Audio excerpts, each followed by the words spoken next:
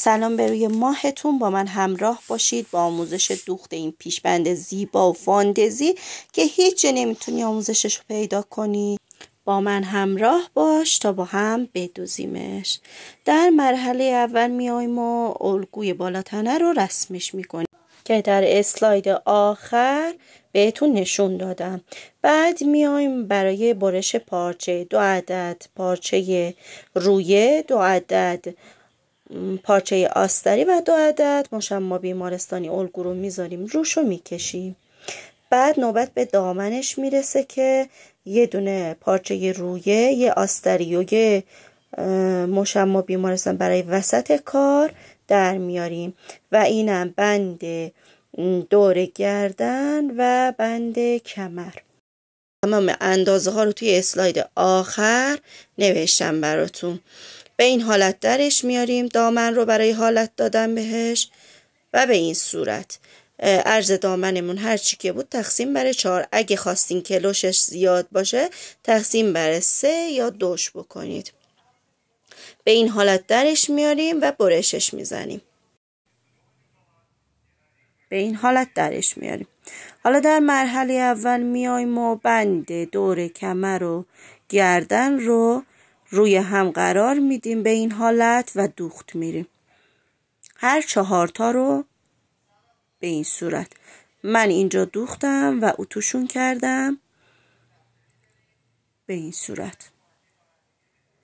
بعد میایم بالاتنه کار رو پهن میکنیم طوری که روی پارچه به روی خودمون باشه و پشت پارچه به روی زمین و بند دور گردن رو وسط کار میذاریم و با سوزن فیکسش میکنیم.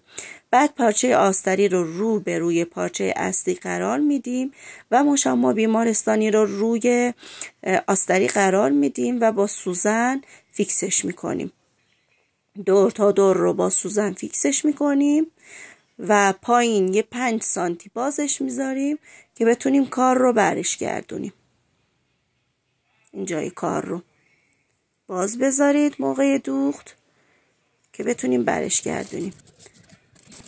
من دور تا دورش رو میدوزم. بالاتنه هر 2 طرف کار رو به این صورت انجام میدم. به این حالت در آوردم. اینجاش هم که باز گذاشته بودیم که بتونیم برش گردونیم. اضافه های کار رو میچینم و برش میگردونم. خیلی با حوصله انجام بدید که مشکلی برای مشمع پیش نیاد. و اون جایی که باز گذاشته بودیم و یه دوخت میریم. بعد اینکه دوختش زدیم حالا میایم و بالا تنه رو چیم میدیم. یه نخ سوزن بر میداریم و به این حالت کوکای ریز ریز میزنیم. به این حالت کوک میزنم و جمعش میکنم. سعی کنید یکم چینش رو زیاد کنید. به این حالتی باشه که قوس داشته باشه. هر 2 تا کار رو به این حالت درش میارم.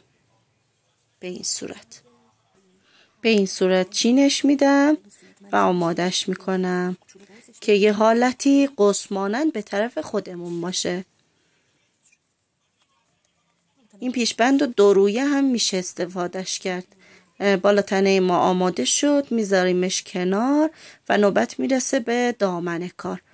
پارچه اصلی رو به روی خودمون پهنش میکنیم زمین و بند کمر رو نصبش میکنیم با 2 سانتی یا 1 سانت فاصله از لبه کار وصلش میکنیم با سوزن فیکسش میکنیم. به این حالت اینجا پهنش میکنیم روی هم و وسط کار رو در میاریم. وسط کار من اینجاست. بعد بالاتنه رو میاریم و پارچه اصلی رو به روی هم قرار میدیم و با سوزن فیکسشون میکنیم. هر 2 تا کار رو به این حالت انجامش میدیم.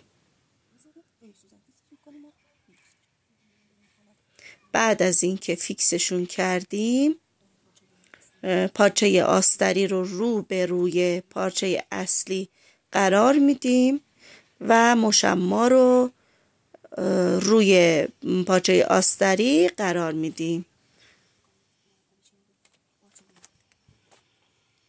مرتبش میکنیم که از دوخت جا نیفتن. مشما رو روی هم قرار میدیم و با سوزن فیکسش میکنیم و دوختشون میریم. به این حالت دوختش میکنیم. دوست عزیزم، اگه از این آموزش کاربردی و درآمدزا خوشت اومد حتما لایک این پست یادت نره. من کار رو دوختم و یه چند سانتی بغلش رو باز گذاشتم که بتونم برش دارم و اضافی های کار رو میچینم و این جاهایی که مدل هلاله اینجا رو چرت میدم و کار رو برش میگردونم. خیلی با حوصله این کار رو انجام بدید که مشکلی پیش نیاد و دستتون سوزن نره. و اون جایی که باز بود رو میدوزم. در این مرحله پیشبند ما آماده شد. آموزش پاپیونش رو هم در پست قبلی گذاشتم. تقدیم نگاه زیباتون.